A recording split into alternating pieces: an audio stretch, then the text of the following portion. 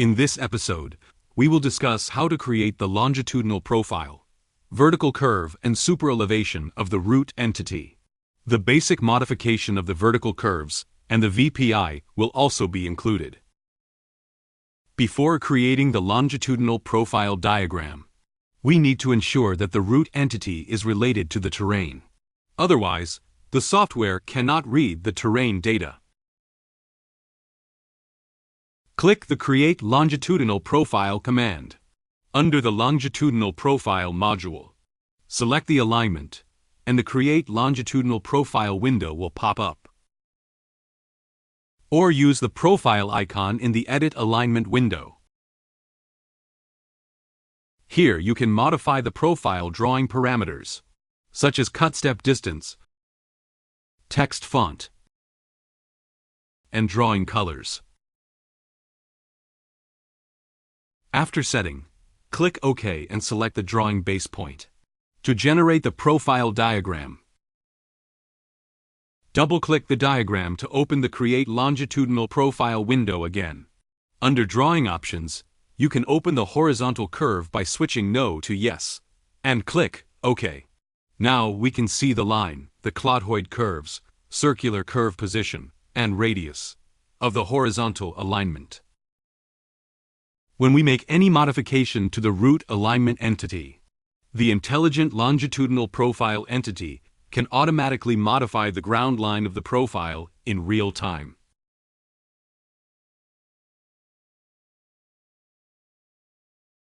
In the Edit Longitudinal Profile window, we can create the vertical curve by clicking the Create Vertical Curve button, and click OK to generate a vertical curve. The vertical curve connects the start point to the end point of the ground line by default. We need to insert vertical points of intersection manually. However, EICAD 5 has an automatic vertical curve function. The system can generate the vertical curve according to the ground line. Click the Auto Vertical Curve under Vertical Curve Design Tools. Select the profile entity and click OK to generate the auto vertical curve.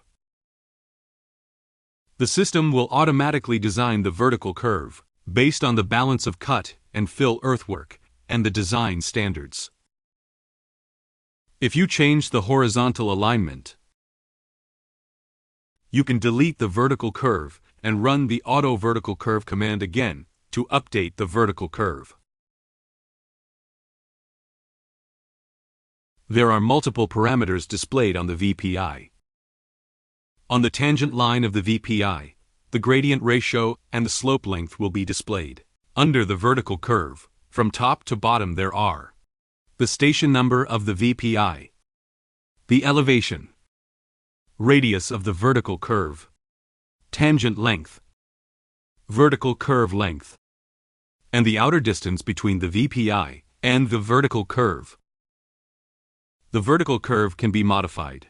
Similar to the horizontal alignments, multiple control points are used to control the VPI. T1 and T2 are tangent control points. Dragging these points can modify the tangent length of this VPI. S1 and S2 are the snapping points of the VPI. They are used to catch the profile control points, which will be covered later. R point is located at the middle of the vertical curve. It controls the radius of this VPI. I1 and I2 points are moving points, which can lock one side of the gradient ratio and move the VPI position by changing the other side of the gradient ratio. Finally, the vertical point of intersection is located at the vertex. You can drag to modify the location. Double-click the vertical curve, or select the VPI. Right-click and choose Edit VPI to open the Edit VPI window. Here, you can change the VPI parameter to edit the VPI in detail. When you finish editing the parameters, click Refresh to draw the vertical curve again.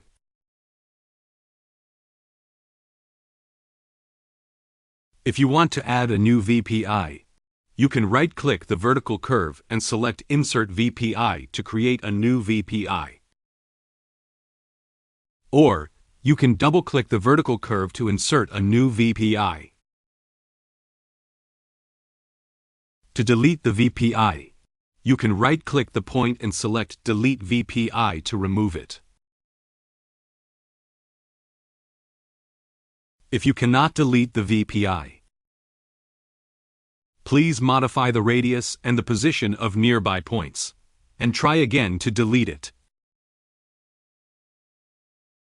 When you finish editing the vertical curve, you can export the vertical curve file to the root folder. In the Edit VPI window, click the Export File button to save the SQX file. You can import the vertical curve file into the profile by dragging the SQX file into the drawing, and the system will generate the same vertical curve.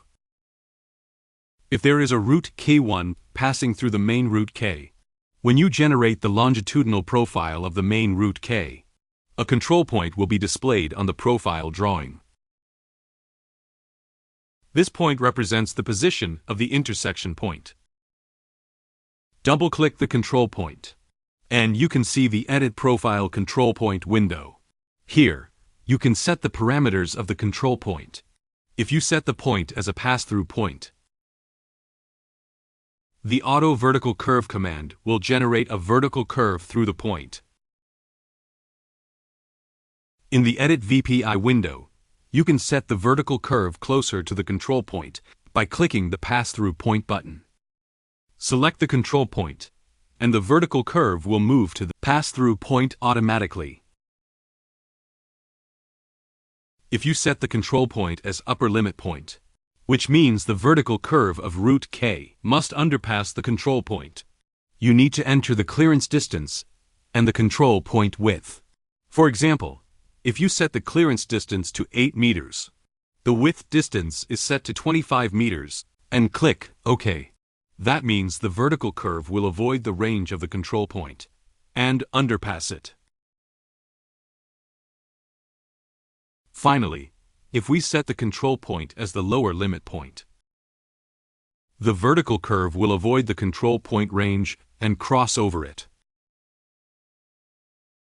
Next, we will discuss the creation and modification of the superelevation diagram. After designing the vertical curve, double-click the longitudinal profile to open the Edit Longitudinal Profile window. Click the Create SuperLV button to open the Create SuperLV Transition Chart window. Here, you can enter various parameters of the superelevation. Select the superelevation rotation mode to generate the diagram. In the superelevation diagram, if the parameter number is red, that means the parameter is non-standard. You can drag the point to change the parameter until the number turns white, and that means the parameter is legal. You can right-click to insert or delete superelevation sections. In this episode, we briefly introduced the creation of longitudinal profiles, the design and modification of vertical curves, and the superelevation design. In the next episode, we will discuss the creation of various cross-section elements.